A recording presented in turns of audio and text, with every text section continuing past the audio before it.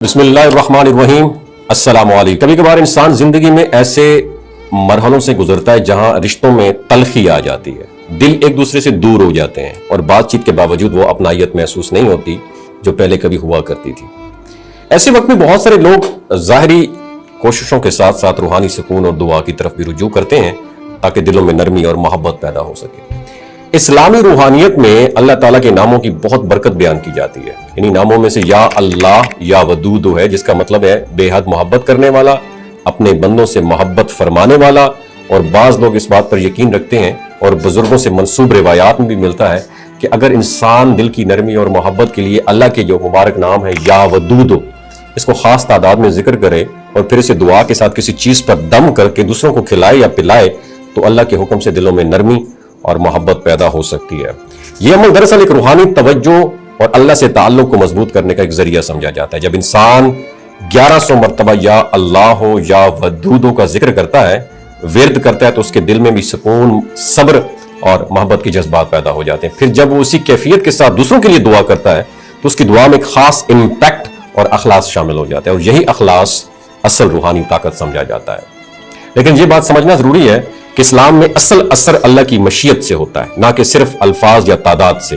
ذکر کا مقصد جو ہے نا، یہ دل کی اصلاح، اللہ کی یاد اور اپنے اندر عاجزی پیدا کرنا ہوتا ہے۔ اگر نیت صاف ہو، دل میں سچائی ہو اور انسان اپنے رویے کو بھی بہتر کرے تو تعلقات میں بہتری آنا ایک فطری بات ہے۔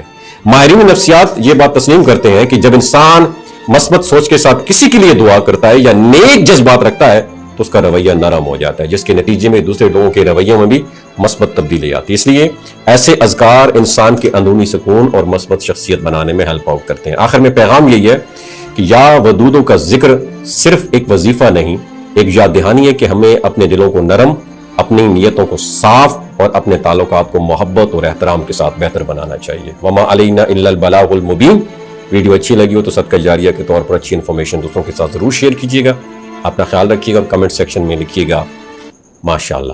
ذکر کا مقصد جو ہے نا، یہ دل کی اصلاح، اللہ کی یاد اور اپنے اندر عاجزی پیدا کرنا ہوتا ہے۔ اگر نیت صاف ہو، دل میں سچائی ہو اور انسان اپنے رویے کو بھی بہتر کرے تو تعلقات میں بہتری آنا ایک فطری بات ہے۔